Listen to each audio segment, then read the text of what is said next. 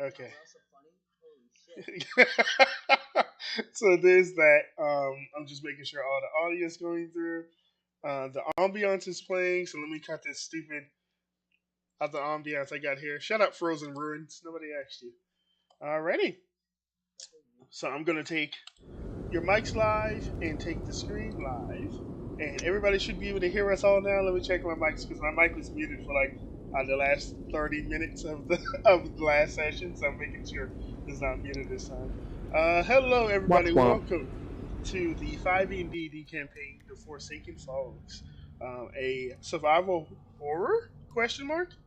More, I guess, gross campaign than horror. Um, Today, I am joined by three returning players and one new player. I'm going to have them introduce who they're playing today, starting in the order I can see them on the overlay. Um, who put that? Oh, God damn it, Saphir! Stop trolling me. Speaking of which, Saphir, you are the first in the overlay. While I'm fixing your overlay card, go ahead and give us an introduction to who you're playing today, and what they're looking to get out of this expedition today. Um, Saphir is a little short hair and gone rabbit boy, the shield and sword, and a propensity for magic. And he's looking to absolutely brutalize some troglodytes today, and maybe make some friends with some kobolds.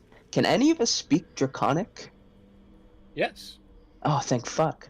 But yeah, that's the plan. And he talks like this. Yeah, like Bugs Bunny. Oh no. Yeah, something like that. Kind of weird, but it's fine. Sophia, hopefully you will find the same because you guys had some pretty decent success during your last expedition. Hopefully you guys will find similar success this time around. Thanks for joining us again, Mr. Sophia. No problem. Next up is going to be another returning player coming back for their second session, Mr. Tanner. Nobody calls you Yeah, Tark, fuck right? you. Stop calling me Tanner. Wait, this is Tanner on the card. Is that not? What? Is it Tark? I'm sorry. Hold on. Tark. Call me Okay. Tark. I What- gave up that other name. While I'm Fuck that other name. While I'm fixing it, can you give us a short introduction to who you're playing today, and what their motivation is for going out there? Because I don't know how Tark's background is, but it's probably going to be a lot of war today, I assume. Yeah, so Tark is a war cleric. Holy shit. He is basically a huge dwarf fanboy and hella cringe. And yeah, he's going out there as a member of the Dwarven War Faith. They are sworn to protect travelers going through dangerous areas. So yeah, he's just continuing with his faith. Awesome. There are no dwarves in the party today. How does that make you feel? Well, that just means they need all the more protection. That's true. Yeah. I'm trying to erase those last few letters so I can replace it with a K. Give me a second.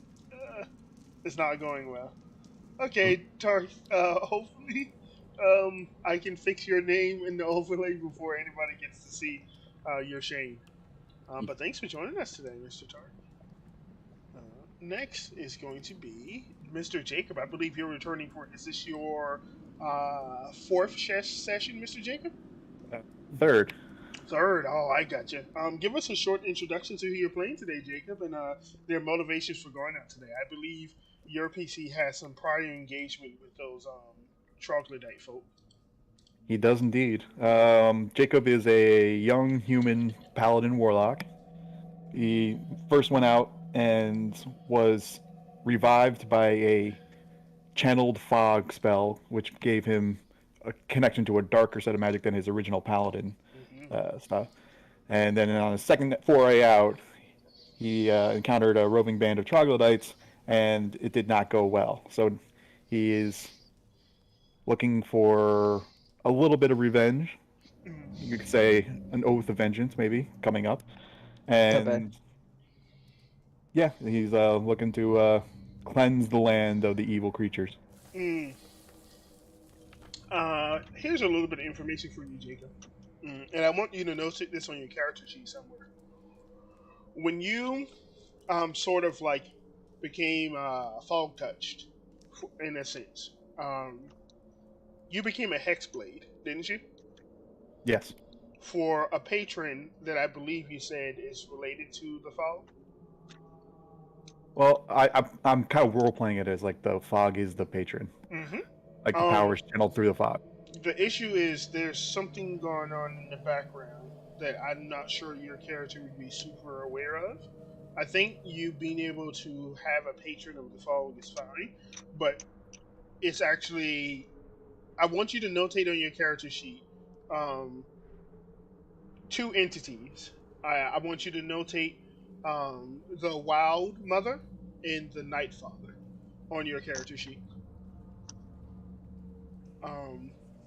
And as your character goes on and does deeds, we're going to talk more about those two influences, because when you go to sleep at night, after sort of becoming like a patron of the fog itself, your sleep is not very restful. You kind of feel like you did whenever you were first knocked unconscious and under the influence of the fogs, like taking over your unconscious body, attempting to choke the life out of you and fill you with undeath. You felt more than one influence when that happened. And your sleeps feel pretty similar, where you're almost like paralyzed, and you can feel like two like influences. One, neither of them necessarily feel like one is like giving like an overall like essence of like good or evil. They just almost feel like two like forces, almost like pulling you apart. Yeah, your sleep is not well. But like I said, as we go on, as your PC progresses, you will have to choose a side. Interesting. Okay. But yeah, thank you, Mr. Jacob, for playing with us and coming back for the third time. Hopefully, you and Sophia can find more success than you guys did last time, because you got styled upon. You actually did some styling in the end. You did some like Odell Beckham, Usain Bolt like running. Yeah. to After losing to the tent boss twice. Yeah, them damn tents. Rough times. Last but not least, yeah, because I think you had to do acrobatics and you couldn't roll out of it. Yeah, I got a +4 in acrobatics. And I couldn't get out of the fucking tent. It's fine. Just don't roll another acrobatics this session. Last but not least, is going to be our new player, Mr. Boron. Give us a short introduction to who you're playing today. Like their background and everything, so everybody can become familiar with your PC. And then tell me what motivates them to leave the safety of the vault today. Absolutely. Hey guys, I'll be playing Boro, the Goblin Barbarian. One might ask, how did a barbarian get inside, this lovely safe haven? What happened is I'll tell you, but you're not going to be happy. This dwarven silly cleric, right? Boro was, hooded, and he's a small creature because he's a goblin. He was stealing food, and everybody was running to the safe haven. The fog is coming, we need to run. And somebody mistook him for a child, and he just carried him inside there. And there's just a goblin standing in the middle of the room, surrounded by all these humans and elves, and he just has like a poker face there. And he looks at Tark, and he's like, just shrugging, and the door closes, and he's stuck with him inside a keep. I love it. So 7 years have passed. Boro has been, bragging around, because it seems to be the only way he's getting attention and the only way he's getting fed, is if he's telling these, crazy stories, and he's been going on about, he's been hearing stories about these goblins, and he's a goblin himself, about these troglodytes, about these swamps, and he's like, yeah, I'll be the king, I'll show everyone, I'm gonna go out and prove everyone. So I feel like that's one of the main motivations to go out, because otherwise he's not really gonna get fed. Mm-hmm. So you almost have like a Vegeta story where you want to become like the king of the monsters. King of the monsters. Mm-hmm. Awesome, Boro. Thanks for joining us today, and hopefully your dream can come true, and it won't end up with you on a Giant's plate today or something like that. Who knows? Nah, it's fine. It's fine. Mm-hmm. Well, with all the introductions out of the way, we zoom in on this scene of you guys sitting around the well-known room of the vault, known as the War Room. The vault, for the most part, just has like living quarters and eating quarters because it was really supposed to only be like an emergency bunker. It wasn't really meant for like people to live here for like a fucking decade. So there aren't many like luxuries in here. So there's like a reading area, but like you guys have probably read the same books like 5 or 6 times, and there's not like an exercise area. So if you want to do like any push-ups or anything, you have to do it in like the mess hall that's located over here. And I'll give you guys just like a short glimpse of the mess hall, just so everybody can see inside of it. Boop. Hey, look, there's Sin. It's kind of weird. Let me go ahead and hide that again. There we go. And you guys are in one of the rooms that were built for a little bit more strategic purpose, the war room. And at the head of the table, looking over the different notes of the previous expeditions and all the different encounters they ran into, you will see the acting leader of the survivors, Mr. Maxwell. Let me put him here so everybody can get a look at his token. Because he's in the dark like a mob boss right now. I'm back. I'm back. You guys, why are you hiding in the dark? I just pull out a 4-foot tusk, put it on the table, and cast light on it. Okay, I'll give you some light on it. I wanted to look like mob bosses, whatever. I wanted to give you an offer you can't refuse. As you put Is that a guy from Prince of Persia? Shut up. It is. Good eye. As you guys are sitting down, I don't think it actually is, right? I don't This think so. definitely is. No, It definitely it is. looks like it, but I promise you it's not. Okay, it's that this. Yeah, sure. No copyright infringement. But as you guys sit down and go over the previous expeditions, in particular, they take note of your last two, Saphir, and your last one, Jacob, about how going to the north seems to be like a risky endeavor because there seems to be more and more troglodyte influence past outside of their home. They seem to almost be making like an incursion closer to the vault itself. As time goes on, they seem to be branching out, which is worrying. Maybe they're declaring war themselves. Who knows? But as you guys look over the research notes and you go over the previous expedition where they ran into like seemed to be a tower of like a well-known mage and smith brothers that live on the outskirts of I believe it's called Latalor, the town to the east. They look at the four of you as you get ready to head on your expedition. Maxwell passes out rations to everybody, so if you have less than 10 rations on your sheet, just make sure to notate you have 10 now. Everybody should have 10 rations at the very least. Sweet. Just make sure to notate that because that's going to matter for like carry weight. I don't like how close Borrow is here. Let me zoom in. What are you doing here, Michael? What are you doing here?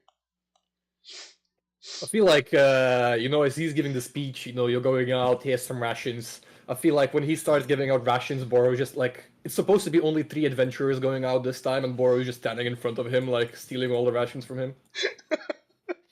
and that's why he's like, yeah, you're gonna have to go as well. I'm like, all right. Yeah, you're under punishment. Maxwell gives you like a sort of disgusted look, but he doesn't say anything as you scatter. I knew that guy was racist. Shut up.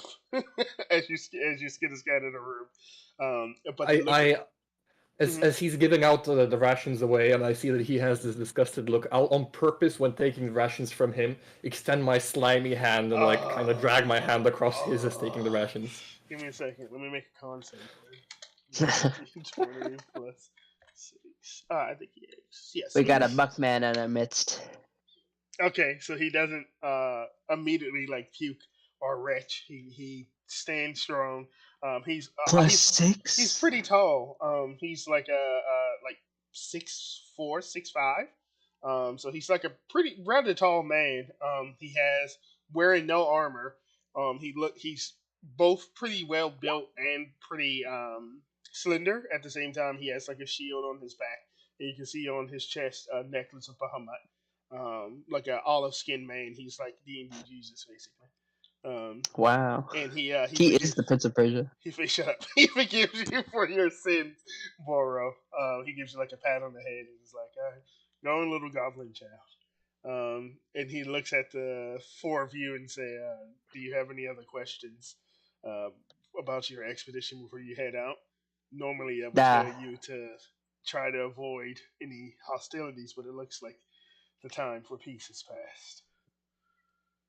Peace was never an option. Uh-huh. He gives you a nod. He looks to Jacob and Tark, trying to avoid eye contact with Boro. Boro is his dick size, so it's not really like difficult to do to avoid eye contact, I guess. But Well, wait. Your PC is small size, right? yep. Yeah. So like, as long as he doesn't. Small brother. Oh wait. I'm standing Saphir's on my small, stool, so I'm too. eye to eye with. That's gonna be fucking hilarious if you guys get into like a fight and these two little guys cutting through the enemies. But yeah, he looks at Jacob and Tark. See if you guys have any questions for him. No. Mm-hmm. Actually, where exactly was the Kobold base rumored to be? They look over the notes that you guys collected from torturing that one troglodyte. My handiwork. And they say, well, they never said how far it is away from here. They specifically mentioned that it seemed to be about a day away from their base. They presumed they were still looking for it at the time. I hope they haven't got to them. Oh, if we encounter more, we can always interrogate them. Mm-hmm. You do what you must. Just tread carefully.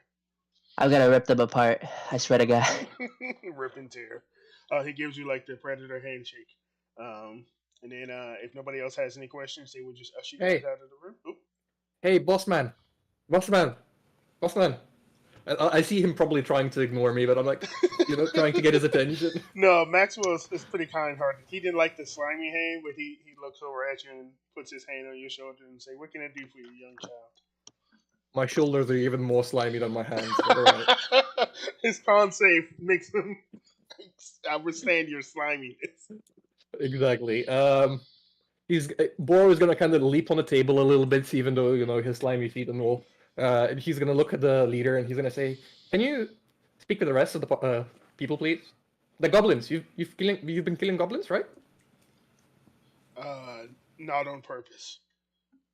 Can we stop killing goblins? I'm gonna be Goblin King. Watch me. Next time I come back, I go Goblin King. Okay?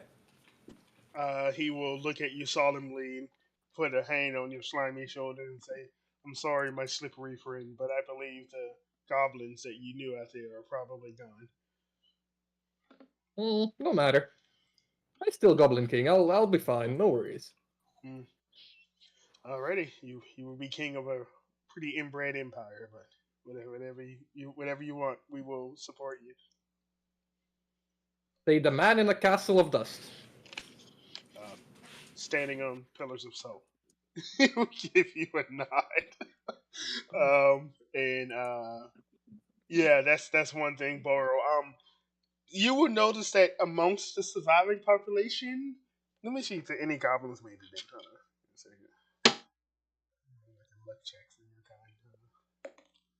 Oh no. I don't believe there is, but Yeah, I rolled an 8. I was looking for like a 10 or higher. I think you may have seen a goblin, but it was probably like a goblin grandmother that like died maybe like 5 years back of just old age. So I'm the only slimy boy. Yeah, at the moment you are literally the only goblin in the vote, and that you know of. If somebody wants to play a goblin in the future, we might like zap regular human into a goblin for memes. That's fine. But I got true polymorphed. Yeah, like saying. Alrighty, and if you guys have no Wait. other questions, they will usher you out the room. Why are we bringing a child with us? Times Fucking are go, rough, child. Dad. We gotta do what we gotta do. Yeah, No child labor laws here. Maxwell ignored you. I'm gonna walk up to Tark as he calls me a child, and I'm gonna extend him my slimy hand to take and like lead me as a toddler out of the Art of the definitely building. does it. Yeah.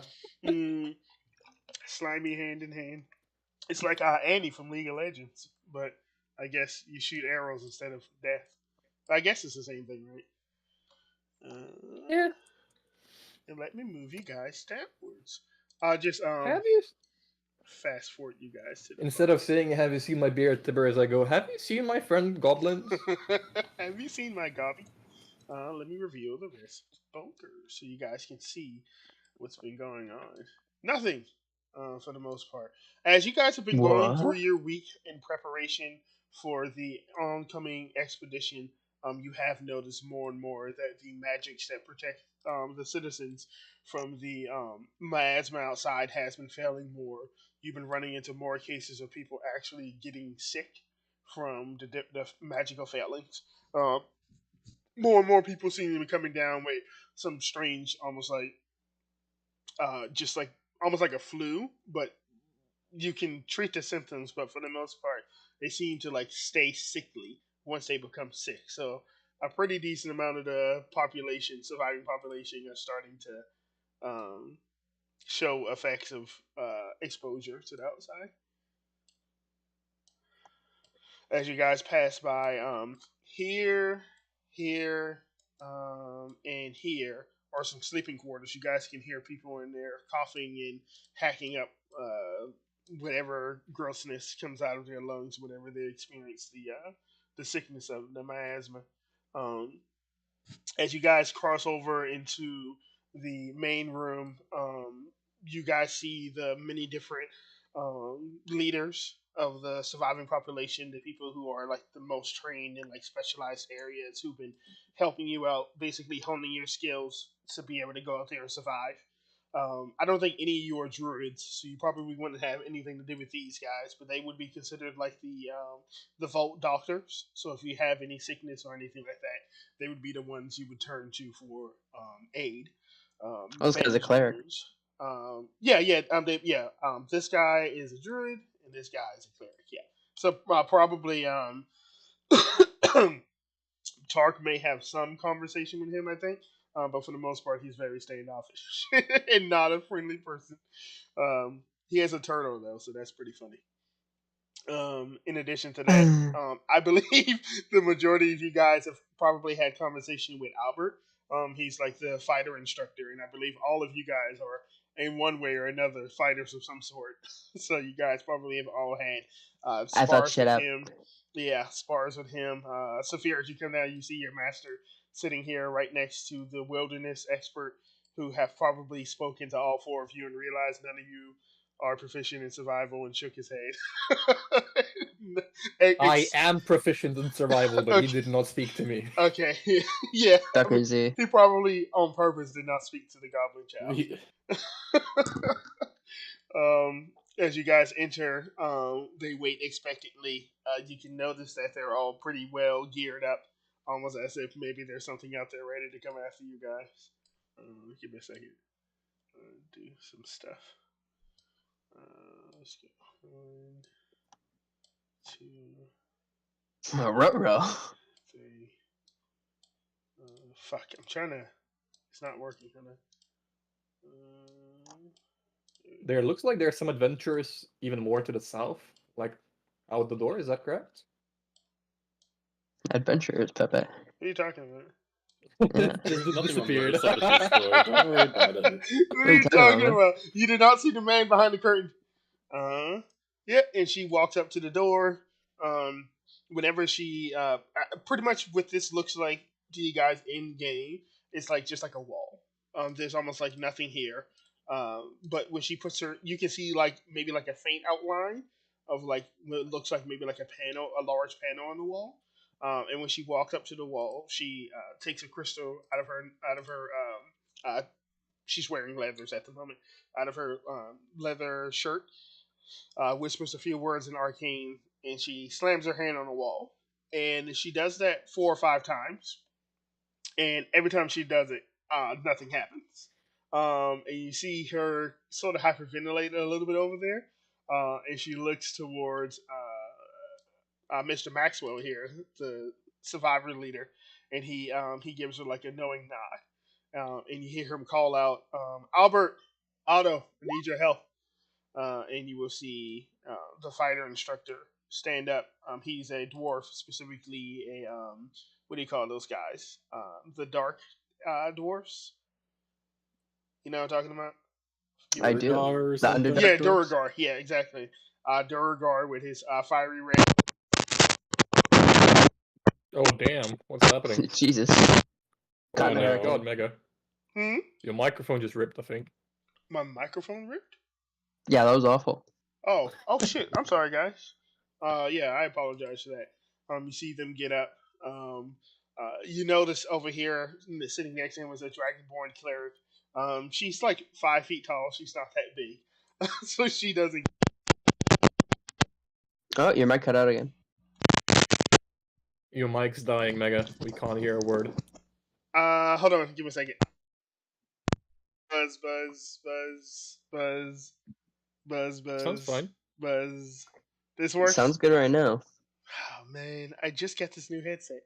But you guys see this guy lumbering over here, one of the vault doctors, an old, aged man, but he's still pretty tall, about 6'2".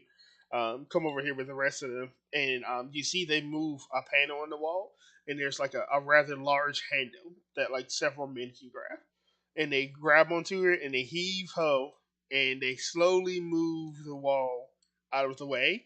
And as soon as they do, you guys feel like a burst of cold air come into the vault. For the most part, the magical protections make it pretty comfortable for you guys. You feel like the temperature just dropped like 10 degrees all of a sudden as they heave it over.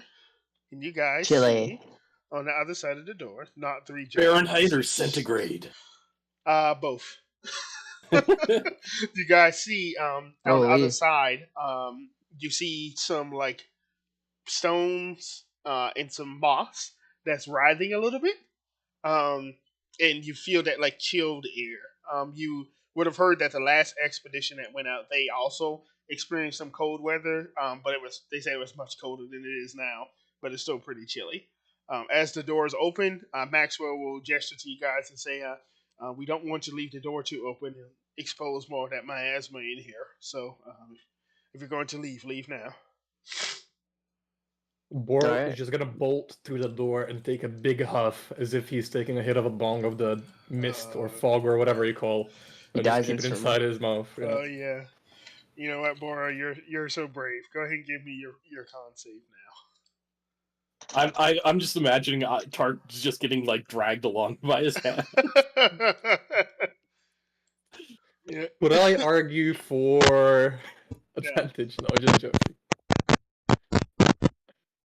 Oh, nice. Your mic is Worse. fucking again. Yeah. The mic's fucked up, man. Yeesh. Oh my god, Jesus. It's getting Christ, worse. like, Give me a second. yeah. So this is bad. This is good. What happened to make it funky? That's so weird. Check your input. Maybe it's like hanging out of it. Yeah, that's exactly what I was about to do. Give me 1 second, guys. Is the 14 good or bad? 14 should be good, I think unless it's it got 10. worse. Yeah, unless it gets worse. It's always been 10 before this. Fun fact, I've never actually passed one yet, so... Oh, well. What I've never what lost one. You're fog-born. Boro's never failed one either. This is the fourth session I'm scheduled for. I haven't failed one either. What happened to your last guy? Wait a minute. I was scheduled for 3 times in a row and I had to cancel. Jesus Christ. Oh, right? Can you guys hear me? Yep. Yes, sir. Okay. Hopefully it doesn't do that scratchy shit. Um, yeah, I mean, you can make it now, Tark, but I wasn't gonna make you have to make it until you guys got to the end. Oh, okay. But My that's bad. fine. We will count that as your pass. As you guys make it pass and you step forward a little bit, you guys hear that heave ho behind you again as that entire wall was moved by the strength of like three of the largest men of the survivors.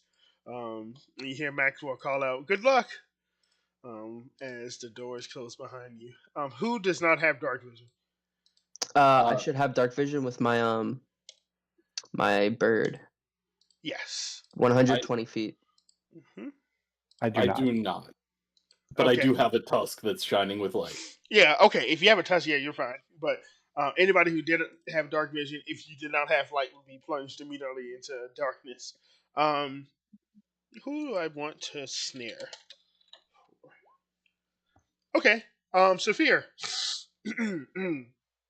Give me an acrobatics check Hell yeah. as the door closes behind you and you look through the eyes of your owl. Owl? Do you have an owl?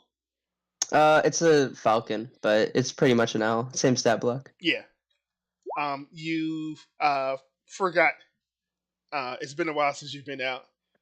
This moss is pretty grabby, but you pass anyway. You remind the party that this moss that's covering the ground seems to like wrap around your feet and root you in. So you might not want to stand in one place for too long. Hot potato. When are we gonna Um, get somebody with a flamethrower to clear this all out? True. Good question. I got burning hands. I could do that right now. If you want to waste a spell slot on it, go for it. Mega, just to be, if I remember correctly, a short rest is like what, 5-10 minutes, something like that, right? 10 minutes. 10. Yeah. Mhm. 10. Okay. Before we go any further, I'd like to send my falcon to the edge of the cave and then come back Sure. just to scout things out. Why are you doing this to me? Why wouldn't I do this? Makes sense. We've been ambushed before. We will use Jacob as the falcon. Caca! We use Jacob as a falcon. Jacob spreads his wings and flies to the front.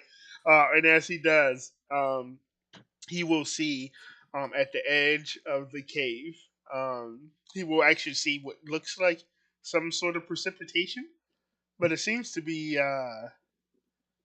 acting kind of strange. I think most of you guys have been out here and experienced the strange weather out here. Um, there seems to be some sort of precipitation falling upwards outside. True. Nice try, Jake. Yeah, we got Perseus over here. Alrighty. Who's Well, the at guy least- who's the Is guy everything a Prince of Persia reference here, or yes, that's the whole campaign. It's literally this is just Prince of Persia. All right, that's literally the campaign. even the fog is like when the Haka comes, right? Sorta. Listen, leave me alone. All right, original storytelling. Original You found the storytelling. source. As you guys make your way down, there's like a steady decline, almost as if you're going in like lower elevation than you were at the front of the cave. There's a pretty steep decline right here, and as you step right there, you notice that in particular in this area, a lot of let me paint it for you. In this area, you notice like a lot of that mossy, like writhing vegetation is like frozen, so it's not really like moving. Ruh-roh. And as you start exiting the area of the cave, you can feel that the rocks are becoming more slick as almost as if like frozen. And as you hit the mouth of the cave and you guys look outwards, we already had a con save from Mr. Tart and from Mr. Boro. If I could get a con save from Saphir and Jacob. God, look at that. Saphir is I mean, fine. I'm gonna cast Bless on myself using a Warlock spell slot. Sure. God damn. I am making this goddamn save. Sure. Rolling at 1 Giga Chad. Oh, you would have made it anyways. Yeah, it's fine. Listen, you gotta do what you gotta do in this clown world. As you guys reach the mouth of the cave, and everybody takes a deep breath in, Saphir, you see for the first time Every time you come out here with Jacob, he collapses immediately after coming out here. He's got like cystic fibrosis or something like that. But this time, he stands strong. All of you A tear wells up in my eye. for a split second It's feel like you're overwhelmed with like a toxin in the air. Your skin itches, your eyes burn, all your mucous membranes feel like they're on fire. But after my about whole body, right? yes, your entire body, yeah. Your fingernails feel like they would fall off if they weren't held so tight. But after about a minute or so of hacking and wheezing, you sort of steady yourself. And while none of you have fallen to the most detrimental effects of it and you're able to exist out here, you don't feel well. Like if you were to stay out here for too long, you would be fine. Another phenomenon that happens when you step out of the cave is you see in front of you what looks to be almost like snow flurries. But they almost like you see like the frozen like precipitation sort of like coalesce in midair and like slowly drift upwards. It looks very odd, almost like it's snowing backwards. The air out here is very cold. You can see your breath as you breathe out in front of you. And yeah, you see the strange precipitation in front of you. You notice that a lot of the rocks leading on the path downwards are frozen, as well as there is some accumulation of that frozen precipitation, which has like a very strange, like blue tinge to it. Mega, as my mucus freezes over, right, and I'm just big walking icicle, does that give me extra AC? No. I should make you re-roll your goddamn con save, but I'm not gonna do He had to try. that. Nice try, mucus man. But today you will find the true mucus is the muck with those The muck. troglodytes. The muck is coming. But as you guys cross the front of the cave and you begin your expedition, let's go ahead and start with who is going to be our navigator.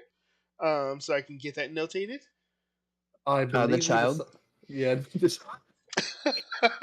So Boro is navigator. I got you. I feel like Jacob, you know, he sees the child in the party and he's like, I can't fall down, my manhood is on this. He doesn't fall down and he just pushes me in the front to lead the way. That's pretty smart. Did we agree that someone was going to assist him on his rolls? I have a profession in nature, so I can assist. Oh, gotcha. So we're gonna have Boro as navigator, and then we're gonna have Jacob as his assistant, And we should probably move at a normal pace. And Tark will be our watchman. Okay. So first things first. You guys want to?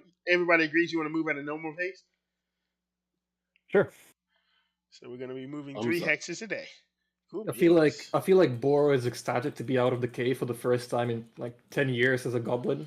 He starts running around everywhere, but everyone's like going slower, so he like runs 10 feet in the front, 5 feet back, 10 to the front, 5 back.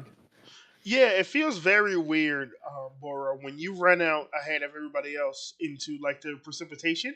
The snow that you run into, it like burns but freezes at the same time. It feels very like irritant to the skin. Icy almost hot. like dry ice, almost like dry ice. Not Can I icy. taste it? Yes. It tastes like The color Yellow is there snow? blue. Boro, were you from a town or were you just from like a nomadic group of goblins? The way I see myself thinking about it is there was a hunting village, right? Mhm.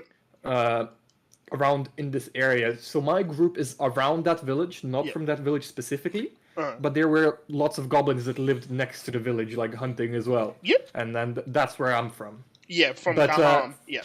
For some reason, I went into this big city like to steal some food, and some dwarf just kidnapped me. I swear to God. Law and Order SV. But it's fine. Yeah, we could say you're from basically Kaham or the outlying areas. That's totally fine. The reason why I asked is because where'd my pen go? No. There we go. Okay. My mic isn't messing up, right, guys? You're No, it sounds good. Okay.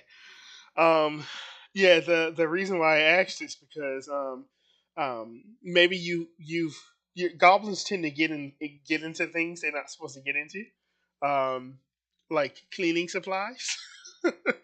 So I would say if Boro has ever tasted like cleaning supplies, that would be a very similar sensation to the precipitation that's currently falling I feel outwards. like I feel like something like Listerine would be a delicacy for us goblins. So I mean, Mm. Yeah, it doesn't feel like minty fresh. It feels more like Bernie. Like if I eat enough of this, I can imagine my insides would melt. it's like bleach. Yeah. Yeah, So like the yes, Granny Smith apple. yeah, yes. Nobody likes Granny Smith apples. I don't believe what anybody says. Um, but with that, with Boro, you run out there and you feel like that, almost like both burning and like freezing sensation, like dry ice, and you taste the Listerine snow. I want you to go ahead and give me that survival check with advantage from Mr. Jacob for your navigation roll for today. Oh, So Oh, we that's have bad. a 13, which is not a pass. Uh, but it's not a fail enough to lose you one hex. So that's pretty good. You just won't have advantage when it comes to environmental checks. Mm, and then I want my watchmen, um, Jacob, not Jacob, Sophia and Tark to go ahead and give me those 3 perception checks. Since we're traveling normally, it'd just be yep. So we have 14, 6, and 16. So Tark, 14, 6, 16. Sophia, we have a 10, god damn. a 9, I have a +3. and Okay, a there. 21. There we go. Woo! We're Holy 100% getting ambushed on the second part of the day. 100%. It's all um, good. well, hopefully there's nothing happening in the afternoon time. Oh god, We'll this just is run away. That's the plan. Stick to the plan. okay. So this is pretty much what we thought was going to happen was going to happen. Boro immediately runs out and slips on some frozen rocks, and he slides and like cuts his like ankles and exposed goblin like calves on a bunch of He rocks. dies. Boro, you take no damage from this, but it's super embarrassing. But you're just so excited for being out here for the first time that you basically throw like reckless abandon, and The, everybody else just has to follow along with you. the moment I slip down and fall, I pretend to start crawling. I'm like, I see somebody in front. And I just keep going, and then there's actually nobody there, and I stand up and walk. Go ahead and move in that first hex of the day, guys. You will just take the party token and move it in whatever hex you want to travel into first, Mister Boro. And as you guys travel that first hex, let me make sure. Ooh, what did we get for perception? Damn. 12 and 10. 14 and 10. Oh, yeah. So that was Boro. Sorry. Tark, you did a good job. As you guys are traveling down this rocky path, getting ready to cross into the grasslands, everybody but Boro will be familiar with the sound the grass makes when you step on it. It sounds like you're crunching on ice, and after you've stepped on the grass that exists out here, and you lift your foot up, you will notice that the grass itself has become powdered. Basically, it's like petrified grass. Whenever you step on it, it's a very odd sensation, and it makes it really hard to like stealth around because you're essentially giving up your position wherever you travel, and people can hear you for like half a mile away. Um, it works in your favor this time. As you guys are traveling down this path and you're getting ready to cross from the rocky areas of the mountainside into the grasslands, you guys hear like an audible, loud crunch. Does anybody speak Draconic? Yes. You hear in a scraggly voice, "Fuck!" And you hear it not like it's nearby, but almost like it echoed in your direction. Can I reply? Sure. Everybody hears this, by the way. Unless somebody stops me, Boro is gonna start speaking back. What do you say? I'm just gonna yell out back. I'm gonna try to make my voice raspy like his, and I'm gonna be like, "Careful, there's kids here."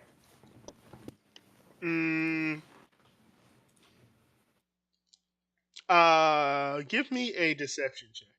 As in, don't curse. There's kids here. Yeah, give me a True. deception check. I want to see how off-putting this is for you. I am horrendous. at this. Oh, wait, Yeah. not 20. Oh, A baby. motherfucking 18.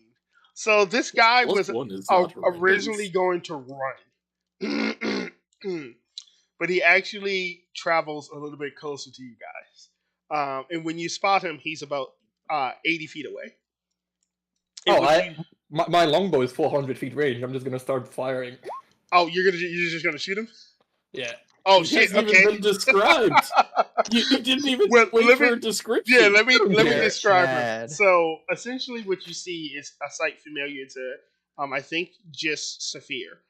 You see what looks to be like a troglodyte, but instead of wearing their trademark nothing but loincloths, he's covered in black cloth, It's one of the scouts. and you can see nothing on his body except for his claws and his eyes. And as his eyes meets the tip of the arrow of Boro, I'm gonna need everybody to roll me into initiative, and we would just do this as like theater of the mind.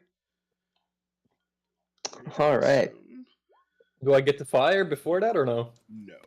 Geez, these are some good Aw. initiative rolls. Yeah. Where is it? Skirmish. There we go. And why not? I put you guys on like a little shitty map. Why not? Hey. Is there just the one of him, or That you can see. so you're saying there's more of them?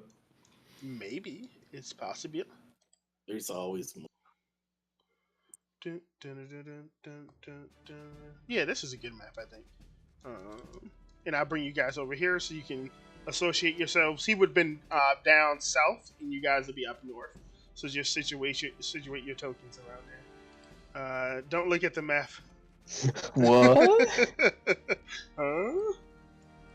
There you go. Where'd my music go? There we go. Yeah, just situate yourself as you would be like towards like the north area in the map, and he would be down towards the south. Let me. Yoink. You said he's 80 feet away from us, right? You would be in front Boro, and he would be about 80 feet away from you. Yes. Yeah. Let me grab a little troglodyte token. There we go. Yeah, right there. And let me go ahead and get the initiative tracker so you guys can click on your tokens. Oh, you already rolled initiative. Let me just add you in. So we have, and Jacob, holy moly, Jacob. Jeez Louise. He is not playing around. We have Boro. Man, a high dex is so great. Both of you rolled a natural 20 and 19, and I still get to go first. Yeah, you're like, oh, that's so cute. Look what they have Well, to not do. all of us have honestly broken stats. Look what they have And to that's do a fact. to mimic a fraction of my power. So D20 plus 2. Oh no, poor little guy. Holy. Poor guy. Yeah. It's so fucked. Sophia, you got a 10. Tark, you got a 20. I don't even know if I need to do initiative at this point. You guys might just fucking roll this guy. He gets a chance to breathe. Alrighty. At the top of the turn order, Boro, you're aiming down your sights at this guy. Tango has been spotted. What do you do? I'm gonna move 1, 2, 3, 4, 5, 6, 30 feet closer, Mhm. and I'm gonna just shoot a couple bolts in his face. Ooh, go ahead and give us an attack roll. Does a 16 hit? 16 wait, let me double check. Let's see, because he has 3. Yeah, 16 hits. Or 20 damage? God damn. Holy. Sharpshooter. So let me Level tell you 1. what happens. So he thought you were like a kid that spoke Draconic. So he was actually gonna like come over and be like, "Little man, what are you doing out here? It's snowing." And then he saw the arrow, and like before he can even say anything, you put an arrow through his eye, and it's like in the animes where like the brain comes out. His entire brain just shoots out of the back of his skull, and he falls down dead. I don't even know why I pulled up a your map. eye out, kid. I don't even know why I pulled up a fucking map. Get back here. Go back to the overworld. As Boro goes back to collect his bolt, he's like, I call dibs on the ribs. We're not allowed to eat these. What? And the Trog's dead, right? Yes, I can't run up and put like a point of lay on hands into him and interrogate him. Give me a second, because they have like I think those ones in particular have 14 HP. So he would have been knocked down. But technically, the way that 5e works is enemies don't get the roll death saving throws. But what I will say is I will give Boro a luck check, or I should say an unlucky check. Boro, I want you to roll me a d20. If you roll 11 and higher, he's dead. But I want to 11 roll and higher. 11 or higher. Yeah, that's what I mean. Yeah, Interesting. it's a lucky / unlucky check. Yeah, he's dead. Oh. Yeah, you almost was able to put his brains back in his head. You rush over Jacob like, come on, man, keep your thoughts in your mind.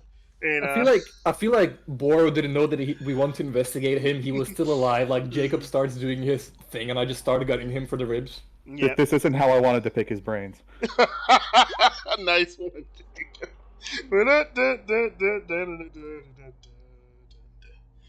Well done. Okay, is that it, guys? Yeah.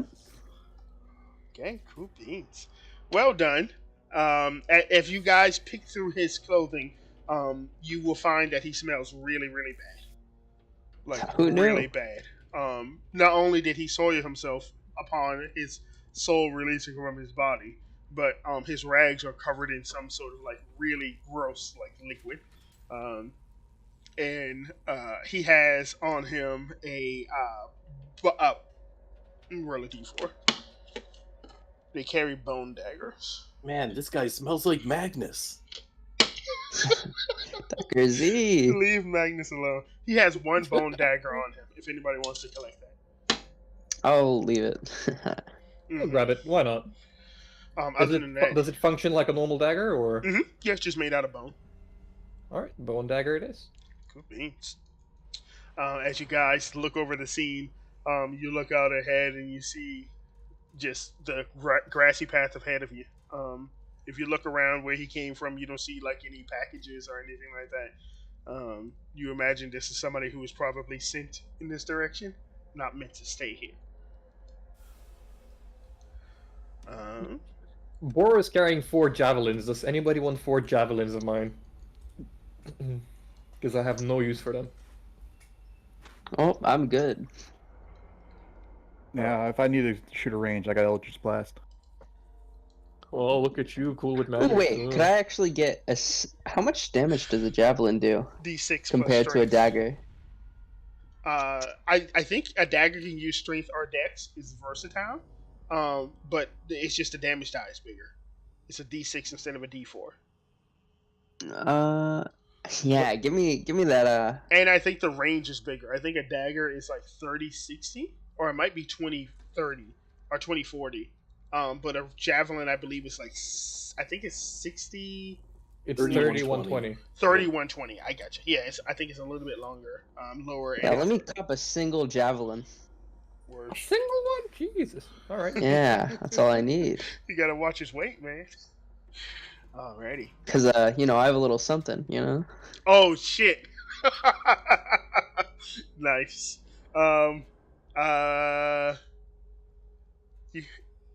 I will say, if you wanted to, you could have done that before the expedition. Can I have left the 3 javelins in the Yeah, that's fine. camp then? Yeah. Yeah. So the 3 javelins are still back. Just notate them like still on your sheet, but just like at base or something like that. Yeah.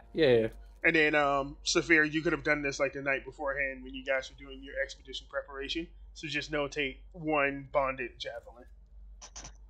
Base. Who beans? That's pretty badass.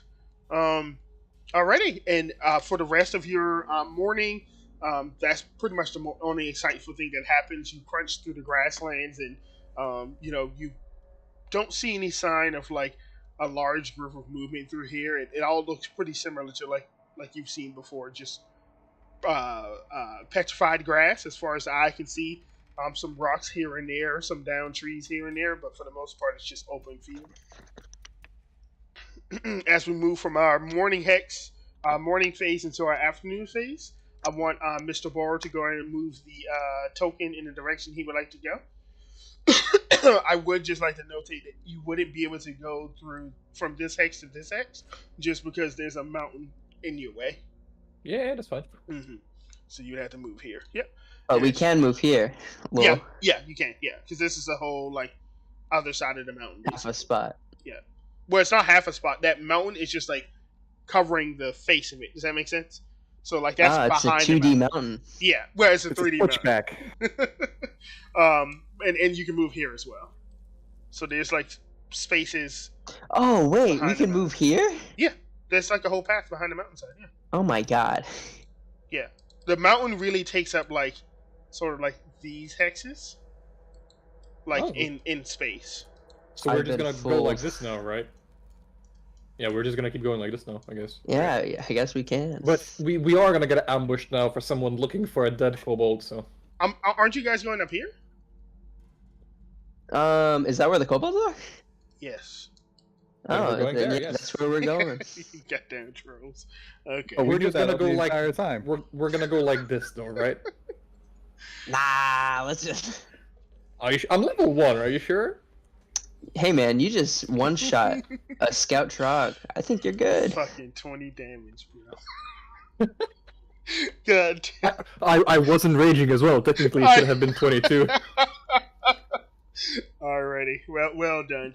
As you guys move into this hex of the day, you move completely out of the rocky mountainside into the grasslands, and you can see faintly through the snow flurries over on the to your northwest. You see like the silhouette of a farm that's very familiar to Mr. Jacob.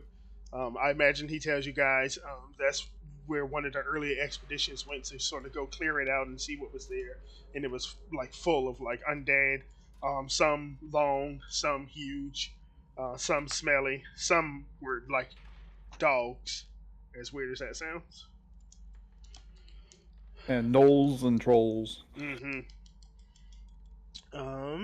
A rhyming scheme. During this part of the day, man, yep, you guys are gonna run into quite the shenanigans. Let me roll for it. Who It's notices just a this? single troglodyte Who just sitting notices there. this first?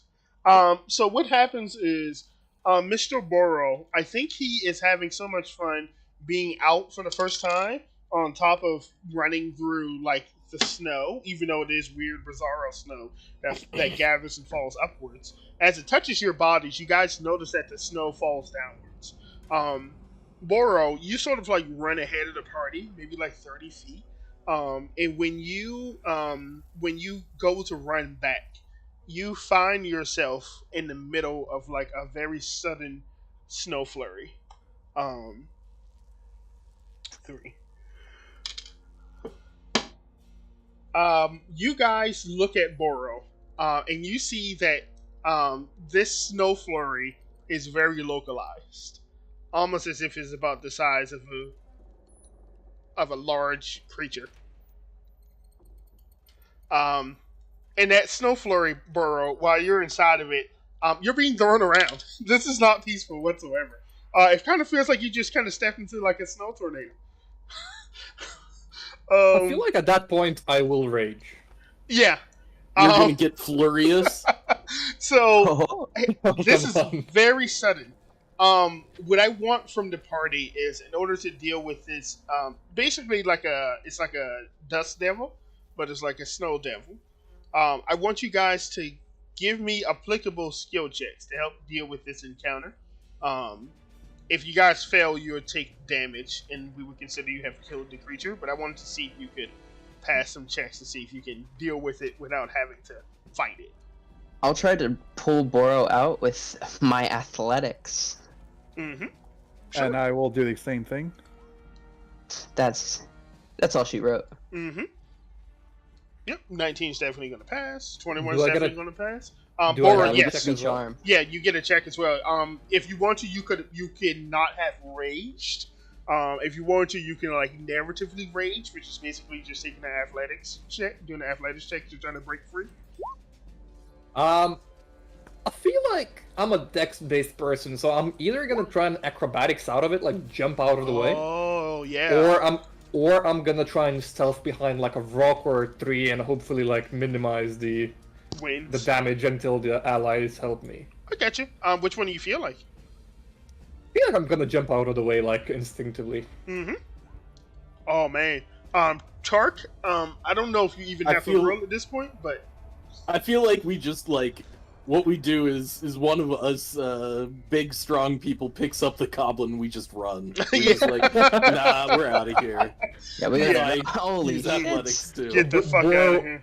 Yeah. Boro is having flashbacks to when he was kidnapped, like, just pick up the goblin and run. Yeah. It's the The, second time now. the snow devil is actually shaped like a large dwarf as well, and it's like reaching out towards you, asking if you want candy. And this is making me really, really, really, really apprehensive of what's going to happen later. Because Yeah. we're rolling really well now. yeah, you Yeah. guys did We really, just wasted all our luck. really fucking good. But you guys managed to break free from this snow elemental. And it seemed like it wasn't even like going for him as much as it kind of just like landed on him. Oh, is it an elemental? Yeah, as you guys run away, you see it like lumbering away from you guys. Oh, in Primordial, I'll shout "fuck you." Hey, fuck you too, buddy. I'm walking Oh, here. I was gonna say that. Damn you, Jacob. I was gonna say it. I'm walking here, and he lumbers away to the south. These fucking elementals, man. For the most part, Boro, you feel like you have just been in like in the middle of a mosh pit, but you don't feel like you've taken any like real damage. Beautiful. Put him in a drying machine. And that was it for your afternoon encounter. As you guys sort of shake free from that.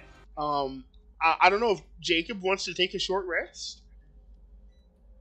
If you just want to take a light afternoon snack, just sit down for 10 minutes. Mm-hmm. Yeah, you guys sit down. You break open your rations. None of you guys took any of that, like, because they were some rations that some expedition members had that were like from like mutated creatures from out here. None of you guys took any of those rations, right? No, we just took what Maxwell given. gave us. Gotcha. No, but as we make campfire, Boro has some fresh meat. Some ribs roasting. Wait, what do you mean? Where'd you get those ribs, Boro? I mean, Boro, where'd you They're get? frog. Did- They're Okay. frog ribs. Okay, here's the question: would you guys have let him cut that frog up and take your ribs out of it? I remember distinctly saying you can't eat them. Okay, so you gave him the suggestion or the warning. Eating them is probably not a good idea, but you wouldn't have made any moves to stop I'm a researcher at heart. I gotta find out what's gonna happen. him. Jacob and Tark, or are you guys of the same? Trogs are ontologically evil, in my opinion. And any act against it? Like, is the flesh like covered in like the blue whatever nonsense, like the boar It's not was? covered in it. It's very distinctly purple colored meat.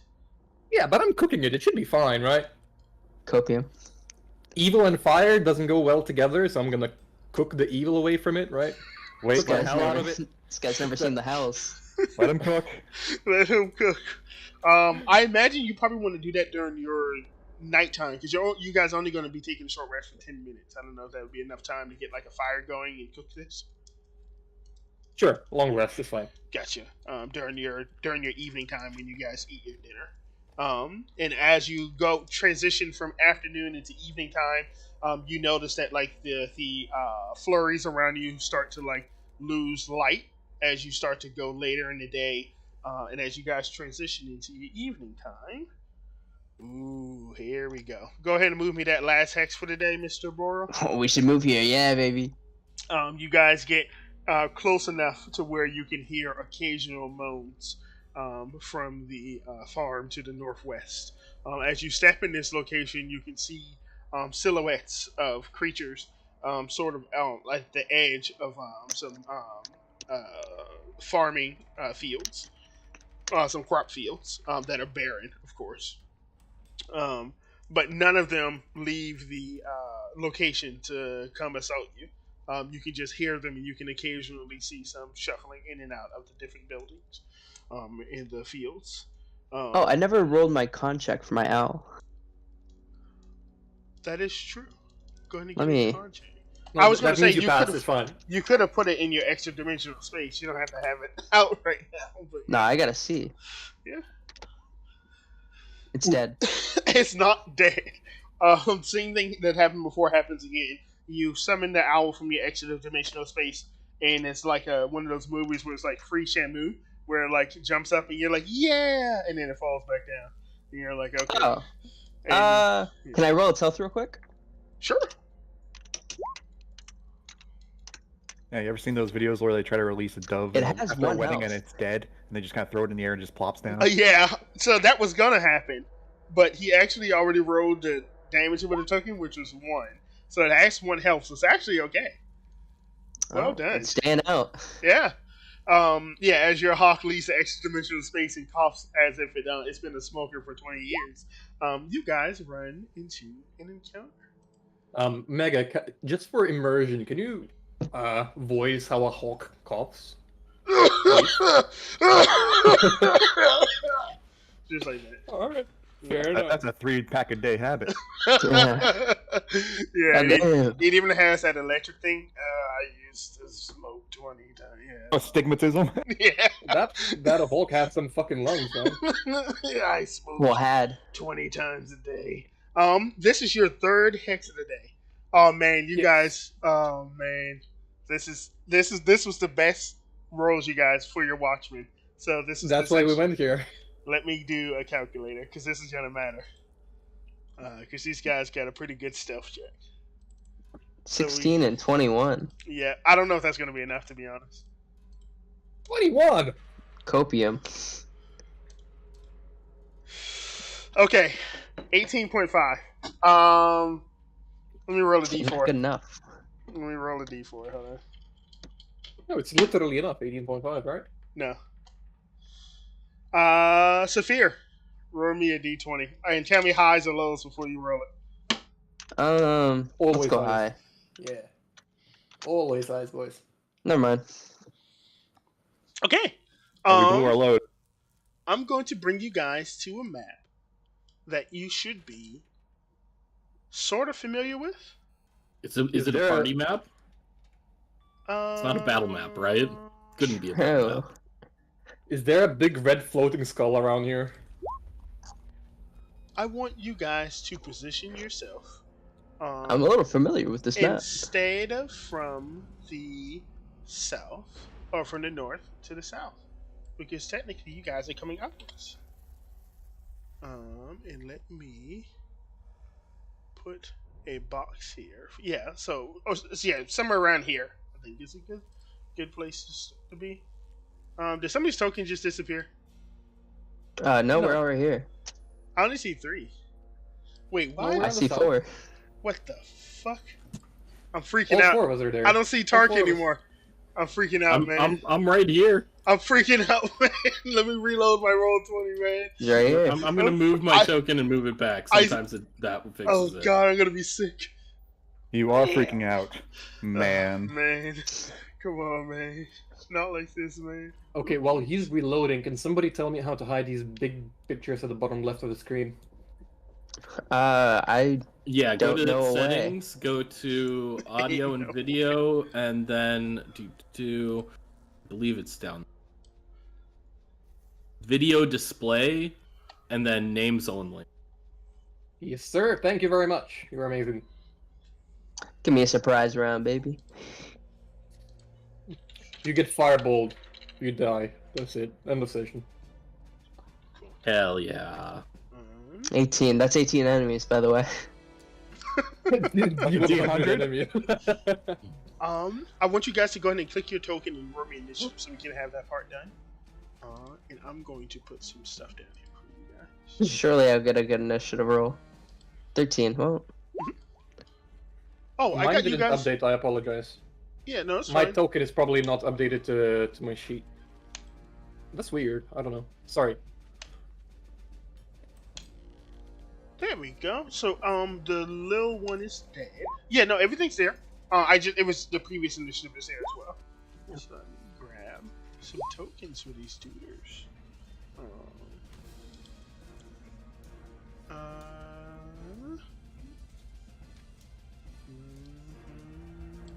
So we got 1, 2, 3. 18, 19, 21. And then we will have, let's do,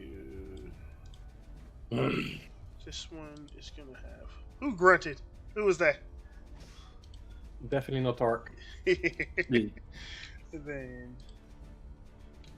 Sorry, I've got like a huge like nasal congestion headache, so yeah, I got you, dude. Same here. I'm doped up on so much medicine right now.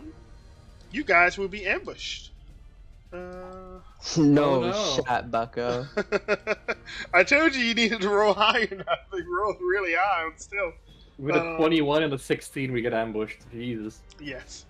I think these two guys would be here, and I think that would probably be what would trigger the ambush because they're stupid and they didn't hide enough to be able to like move and attack. I think, but I guess we'll see.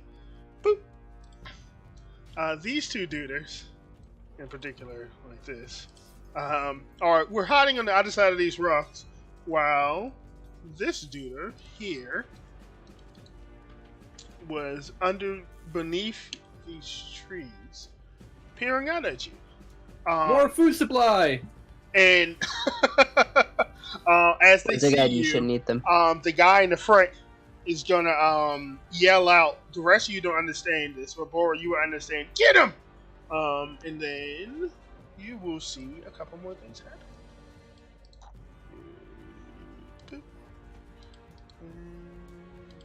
Cool. As he yells out, get him, Bora's gonna yell back, kneel down in front of me or I'll kill all of you! Yeah, they can't move that far. So I think this Man, guy I wonder what we should do in this situation. will go here. We're not running. Ah, coward. we're surprised right now. Is that what's going on? Yes. Yep. Here. Do they? This guy. It matters for things, right? Polar Master, yeah. Yeah, so we should roll their initiative I think you don't get reactions when you are surprised. until your turn comes up in the surprise round. Then you lose the surprise conditions and have a reaction. So that's why it mattered to roll them into initiative. Are you sure? Let me double check. Because if so, that does matter. Does the surprise round not mean they just get a one full round? Yeah, exactly. It's yeah. technically a condition on a person that is surprised that ends on your turn. That's what I mean. I'm pretty sure during the surprise round, everybody that's surprised goes at the end. So you do get your reaction, but not until the end of the round. You all go as like a block of people. You just straight up don't get a turn. Like you can't act on that turn, and then at the end of your turn, you're no longer surprised and can't Yes. take reaction. Yes. So I think what he wants to do is to act out the surprise now and then roll into initiative, and if anybody walks up to you, then you can use your reaction, if that makes sense. Whatever. I'm not too worried about it. Okay. Yeah, here we go. If any creatures are surprised, the first round of combat is the surprise round. Surprised creatures cannot take actions, reactions, or move. The surprise condition ends after a creature's first turn in the surprise round. So after the entire surprise round is done, then you can get then the surprise condition goes away. Does that make sense? When your turn happens, right? It so says after their first turn. After a in creature's the first surprise. turn in the surprise round, yes. Right. So when my initiative, for me, right, I would get a reaction after initiative 6, right? Yeah, let's do I it would like have a that for turn now. where I I'll can- go ahead and roll initiative for them. Everywhere I've seen initiative is done one way back. I'm totally willing to be wrong, so I'll go ahead and roll for them, and then we're gonna have you guys go after that. So we're gonna have two different groups. We're gonna have these guys, which are the normals, and then we have these guys. Sure. There we go. And I go ahead and put them in initiative. And then There's only 6 of them. We're fine. There's 2 dinosaurs to the west as well, but that's fine. Loth Lamo. Well, Yeah, love dino. there we have that. these are Dinosaurs. some evil fucking chickens, man. What the? Listen, I'm just trying to draw aggro by making I was Mega like, mad. what the Alright. fuck were those doing on the map? What the fuck? I think during the last session, I think they were going to run into a cockatrice encounter, and I was prepping it, but they decided to walk away. That kind of looked like an abyssal chicken, not gonna lie. Yeah, I mean, a cockatrice, abyssal chicken, same thing. Why did my turn order go? And then let me go ahead and do descending order. So Bora will go first, and he doesn't get around, so because it's surprise round. And then the Trogs are gonna go, and then they're gonna do what they were gonna do beforehand, and run here, and run here. This guy's gonna go through difficult terrain, so it's gonna be 10, 20, 30, and then 35, and 40 to get right there. This guy's gonna go here, here, here, and he will be able to attack. And I think he's going to attack Jacob. I think it's +4. Let me double check for these guys. Yeah, they have a +4 to hit.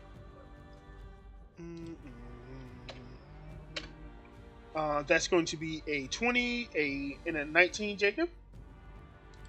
Are those hit? Alrighty. God damn.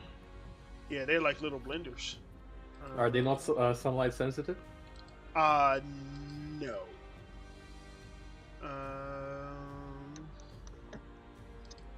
Trying to figure out. Yeah, there we go. +2.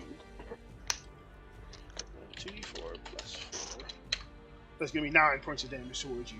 Slashing damage, Mr. Jacob, as he rakes at you with his claws. And then this one's gonna go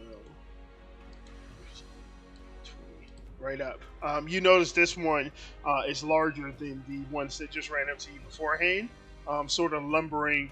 He's about the same size as like dimensionally, so he's still like a medium-sized creature, but he's got larger muscles, bigger arms. And you see as he's walking up to you, he's sneering in your direction, Mr. Tark, and he doesn't go yet, I don't think. So let me move him back because he has a different initiative.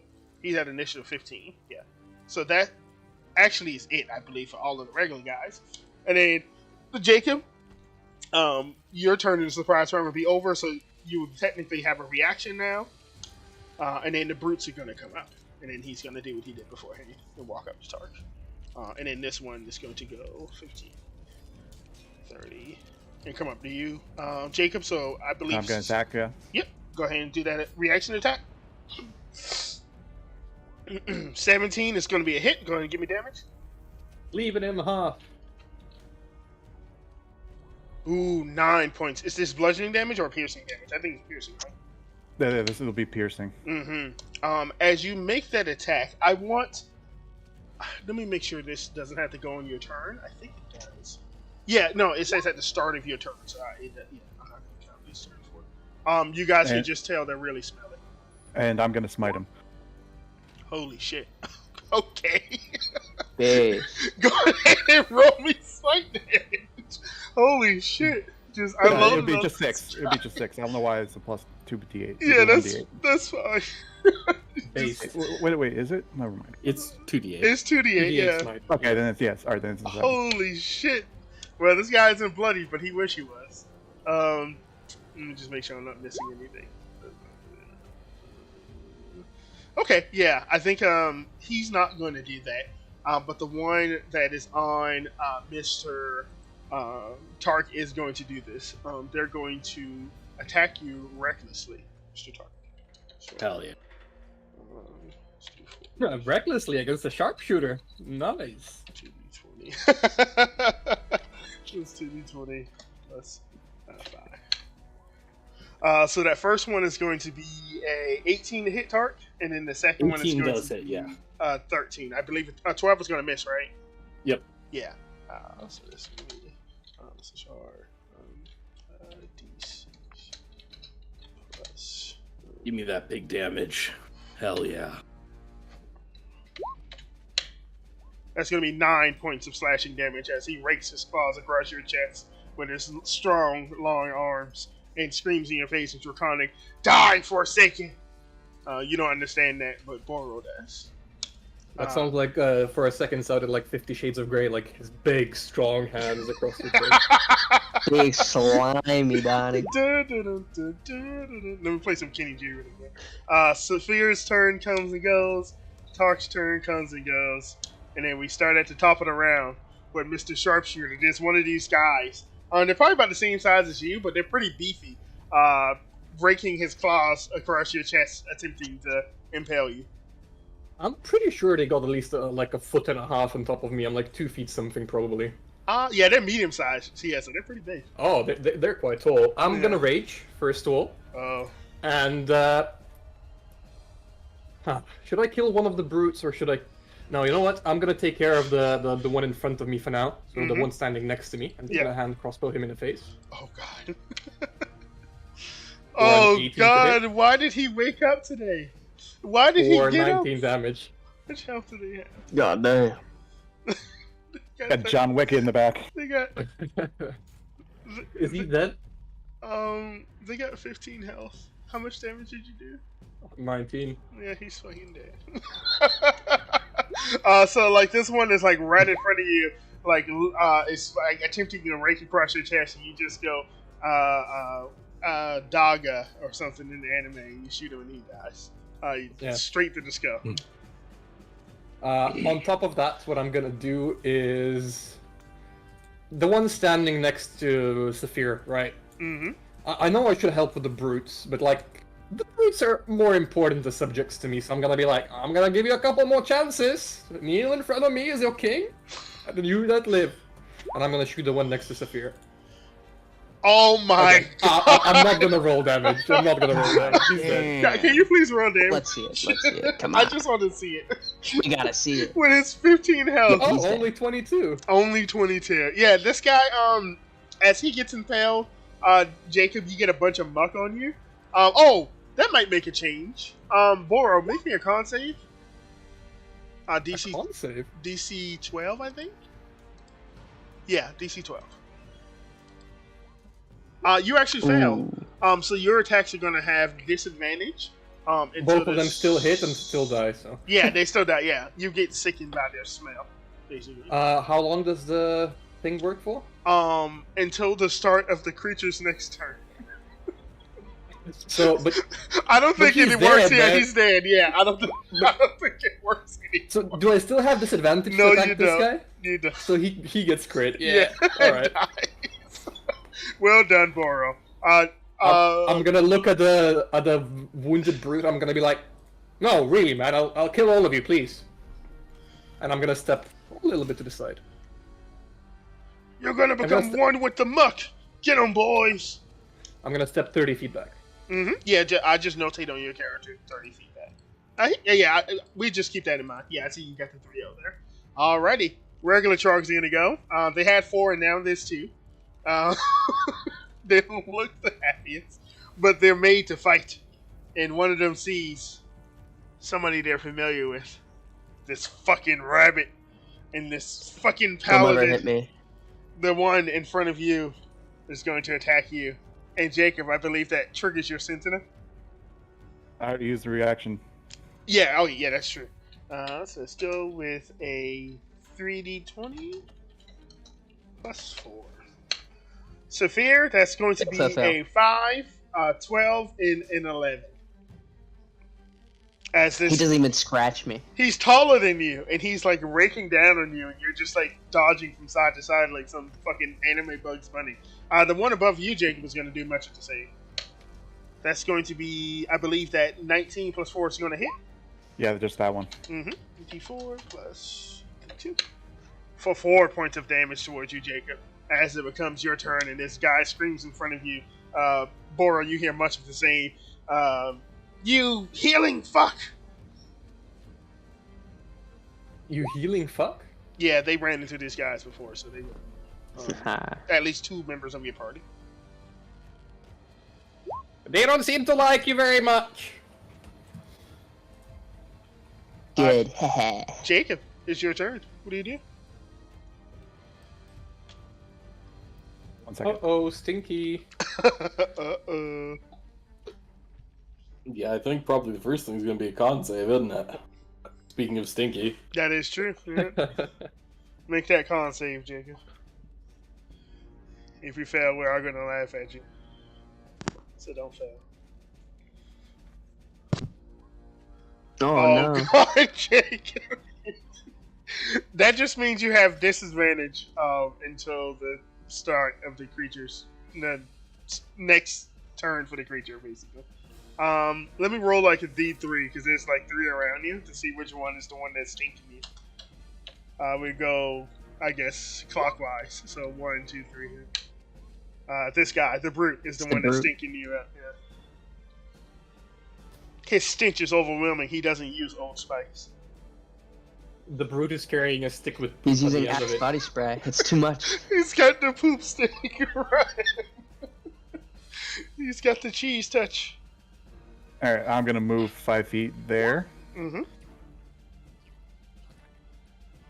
and I'm going to. I'm gonna Hexblade curse the brute, Mm-hmm. Hey, what And the then- fuck? and Hey then boys, last chances. and then I'm gonna attack the brute.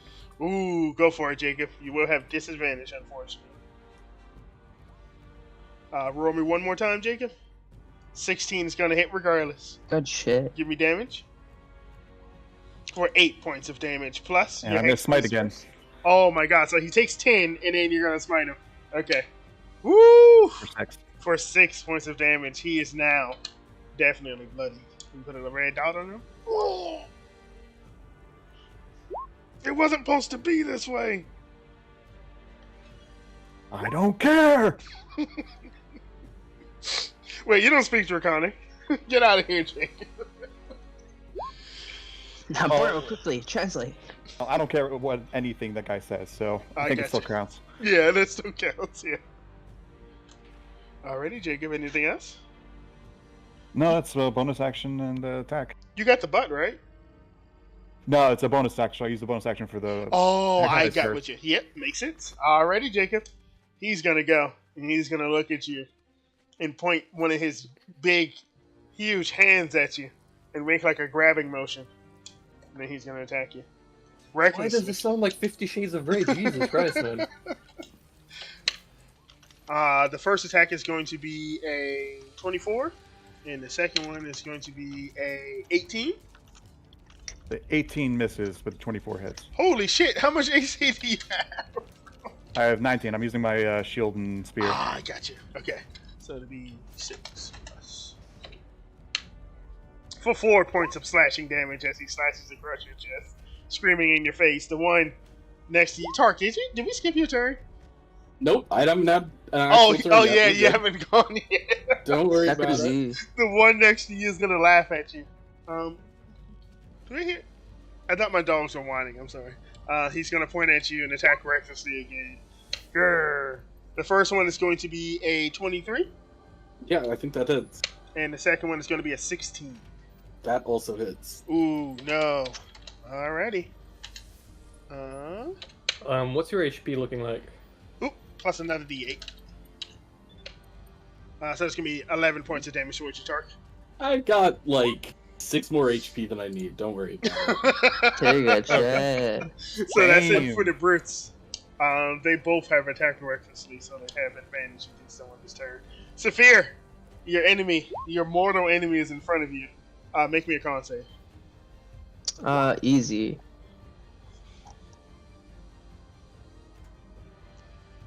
Constitution. Mm-hmm.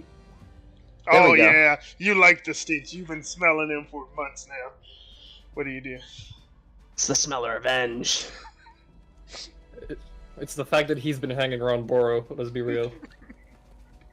Yeah, probably. I'm gonna shove this Trog 5 feet with my bonus action. Ooh, you have to do a contest of strength, right? With Shield Master, I don't believe I do.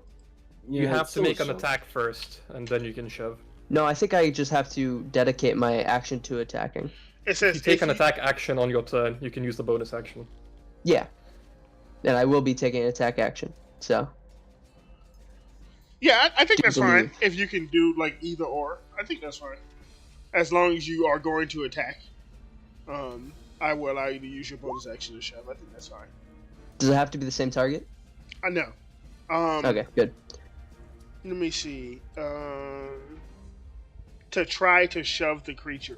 That's how I'm thinking. You have to do like a contest. Um, Yeah, it doesn't say. I think it's just part of the feat that you just get to shove them. Yeah, here we go. You can make a special melee attack to shove a creature, either knocking it prone or pushing it away from you. Let me get here. Control F. It's athletics opposed by athletics or acrobatics. It's Yeah. the same as grappling, essentially. Yeah, pretty much. Does that make sense? all right. Yeah, so pretty much you just roll me athletics, and he can roll athletics or acrobatics. I don't think he can pass, so let me double check. Yeah, I don't. Yeah, let me. I'll roll for him just for the lows. Who knows? He could crit. No. You want to push him back or push him prone? Oh, Push him yeah, back. Push him back. I gotcha. So he goes back one. Yep. And now I'll move here. Oh, you And fuck! I Oh, that was so will- smart. Use my longsword. Nice. 13 damage. Slashing damage. He's dead. My brute. Oh, wait. Let's make that non-lethal. Let's make that non-lethal. Okay. No, kill him. He We already gotta, we gotta interrogate someone. No, He kill, called yeah, it. another one. Kill him, please. He sleep. So Jacob's like, why didn't you kill him as he goes to sleep? No, please kill. Honestly, please kill him. We gotta have at least one. I know, but please kill him. All right. For Jacob's sake, I plunge my sword through his sphincter. And As you I can see, get his 5 back is HP turned back. to me. Okay, there we go, Jacob. You're... And I get 5 HP back. Mhm. Oh, okay, I see. Alrighty. Anything else, Mr. Saphir? That was my bonus action and action. That is all me. Cool beans. These guys were supposed to be ambushing. They're dying. Tark, please put this guy down. Oh yeah, you pass. The stench is almost overwhelming, but you managed to hold down your breakfast as you stare at this Alright, creature. so I have advantage on attacking this guy, which is generally in the business considered a good thing. Mm-hmm. Yeah, good thing you don't have great weapon master, right? So close, man. So close. This guy 17 has, damage to this brute, yeah? He takes 17 damage. Yeah, it's fine. He takes that. Yeah, and I will use one of my War Priest abilities Mhm. to make another full attack. As a bonus action. Yep. Oh my god. Damn. Is that 24 damage? 24. He has Yep. 23 health. What the fuck? Make it non-lethal. No, I'm killing him. Fuck you. We need one. He won. He had 40 health. He has none. What are you Yeah. doing? Murder. Yes, he's gone. How do you want and to my cleave turn. him in half? Do you want to do lengthwise or waist? I think it's like corner to corner, right? Ooh, diagonal. Holy Holy. shit. Like the anime. You slash him and then you turn around and he slowly slides off. He doesn't even know. Oh my gosh, dude.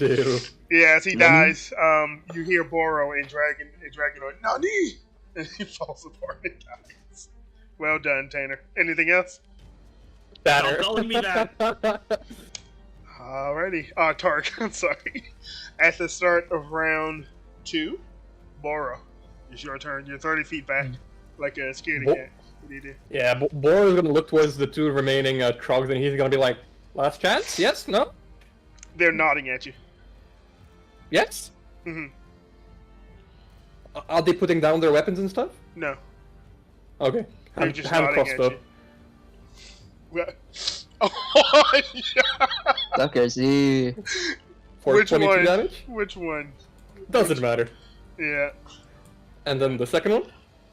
Oh, that one let's misses. see. Oh, God, thank God. Okay. because we anything else? need one to interrogate. Anything else, Boro?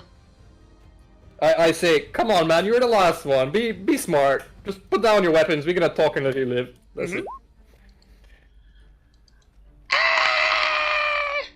Wait, give me a second. No, it's a smart individual. He's trying to run. Yeah. As soon as he tries to get out of my range, I get a sentinel attack. Oh, does that reduce him to 0 if you hit? Yes. Yep. Go ahead and give me that attack. 11 is. I think that's actually gonna miss. Nope. It's gonna hit. Oh, that Base. hits? All right, cool. Yeah. So this creature starts screaming and turns to run, and then you smack him on the ass. Roll me damage, because you might kill him. No, they have 15 health. I was gonna say you kill him, which is sentinel attack. But he has 3 health left after that, and he is very bloody. I but can would- smite him.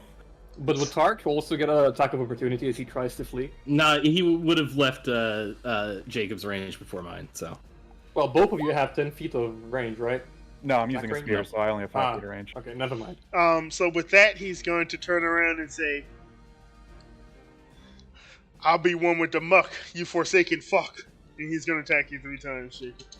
Oh, he's rhyming. He's smart. So that's going to be a 15, which is going to miss, a 6, which is going to miss, and a 19, which is going to hit for Yep. 3 points of damage as he slashes across your chest with tears leaving like dirty, greasy tracks down his face. Jacob, Oh, spare his life. you look into this one's eyes and you recognize him as one of the ones from that fateful night where you had to run. We get to torture him I'm gonna after. lift my spear, and I'm gonna try to put my point of my spear through his kneecap. Non-lethal Ooh. damage, huh? Yep. Alrighty. Go ahead and give me that attack roll. 19 Holy hits. based. He has 3 HP. You can't roll less than so he's gonna go unconscious. Well done, guys. I bring out my torture tools. We did good here, boys. Hey, we did good. Can I Nice. collect my bolts? Yeah, sure. Give me a perception check. I'm not good at those. Fuck me. Yes. You can collect half of them. How much did you Okay. fire? I think you fired 4 or 3. 4, yeah. Yeah, so you get 2 of them back. Okay. As you guys look around at the snow falling upwards, and you see the stinky bodies all void their bowels. You look at them and you see they each have like a spear, and that's pretty much it. Is the spear dipped in poop or no? Or is that not canon? Yeah, it's dipped in poop. Alright. That is canon. Can I get one poop spear? Yes, you can put it on your sheet. Add 1 poop Thank you. spear to your sheet. Hey, you can throw his poop spear. That's true. Exactly. Does it do any poison damage? Probably not to these guys, but maybe if you By threw it like God, if you threw it like a deer, probably. he's getting bigger. You guys see an unconscious troglodyte in front of you. What do you do? Stitch evolving. Do we have a rope? Do we have any rope? I have rope, yes. Let's tie him to one of these trees. I don't think he's gonna be running away from us, in all honesty. But if you want, well, yeah. if you want. Well, right now it's more about the intimidation factor. Yeah, and let's cut off all these guys' heads and land them up in front of him. Jesus Christ, Tark. I mean, I'm gonna be making some ribs anyways. does this sound? Exactly. Does this sound right to you, Tark? Cutting up bodies and no, listen. The one guy that tried to run did not fight honorably, but the rest of them, you should honor the dead that fell in combat. Ambushes are Um, honorable. That sounds cringe. I start hacking heads. hacking and whacking and smacking. These creatures are blight on this land. True. I like how your token looks like they would have said that. He just looks like the kind of guy that would say that. These creatures. Oh my are God. blights. Is that Chris O'Neill? Shut up. Only him. Okay, what do you guys do with this unconscious guy? He's going to be awake in 3 hours. So by that time, it's going to be nighttime, basically. Yeah, I tied him up. Yeah, it's one of these trees or some shit. You guys just going to start your long rest here? Because Yeah. it's evening. Yeah. This And is I'd That's like where a square short we were rest at. first. Wait, what was Sorry? that? A short rest first would be preferable in case something happens in the night. Yeah, while I tie him up, you can short rest, I guess. Mm-hmm. I Anybody who took no wants to damage. roll Give hit it dice, Chad. when you roll hit dice for your short rest, you can use up to half of your dice in your pool rounded up. So like your level, if you're level 3, you can roll up to 2 hit dice. And of course, you can add your con mod to each one. And then when you finish a long rest, you will regain half of your hit dice as well. Half of your level of hit dice. Jacob, can I ask you a question? Are you level 3 with 24 HP? Yeah, 2 paladin and 1 hexblade level. Okay. So you guys want to go ahead and start your long rest? Yeah. Cool beans. And I will bring you guys over to a nightmare. Don't forget, I will be trying some ribs, and I will be tying up the guy to interrogate. That's so messed up. Please don't eat those ribs. Eat those ribs. I got to, man. You do it, child. Don't let them stop you. I mean, if they're evil, you can technically like cook the hell out of them, right? No. Wink, wink, nudge, Copium. nudge. Copium. I guess you guys can't see the map. Let me put everybody here. There we go. And you guys just orientate yourself as you would when you start your interrogation. And I will bring a little unconscious guy over here for you. As they're doing that, I just want Boro to be in the background, like eating the troglodyte ribs, so he can, like think about what he's gonna say. So you have now cooked and eaten these ribs, right, Bora? I'm eating them as they're interrogating him. Go ahead and make me that con save. Really? Damn, I thought it's just gonna be meat. Copium. Yeah. Not good. Roll me a 1d4. But, yeah, I was actually going to say that. Laura. Mhm. You don't feel well when you eat these ribs. I want you to notate on your sheet that you will be poisoned until you finish a long rest.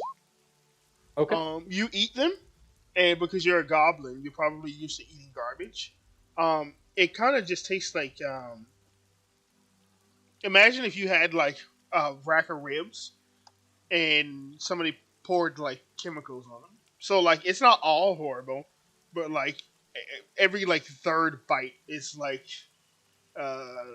you're biting into like a nice Tide Pod capsule, basically. Do I see him acting, like it's affecting him? Yeah, probably. You probably see him make like a face. I powered through. I'll I shake pretend my, it's fine. I pretend it's fine. I'll walk over and kind of smack him on the back of the head and put 5 lay on hands points into him and cure his poison affliction. Okay. As you do that, you can see him slowly move the ribs towards his mouth again. I smack him out of his hand. You will find, Boro, that over the course of the evening, your body is going to reject these ribs. At some point, you will retreat to one of these trees, and you will heave not only the ribs, but the food you've eaten throughout the day as well. -2 rations. You can finish the rest of your rations, but you find that eating these creatures, if you pass your con save, would have been sufficient enough for nutrition. But because you failed, you're just going to have to eat regular rations for today. So you are telling me I have to try it tomorrow? Yes. Okay. Yeah, Yeah, that's sure. the feeling that you get, the little evil goblin on your shoulder and say, "Try again later," and you're like, "All right."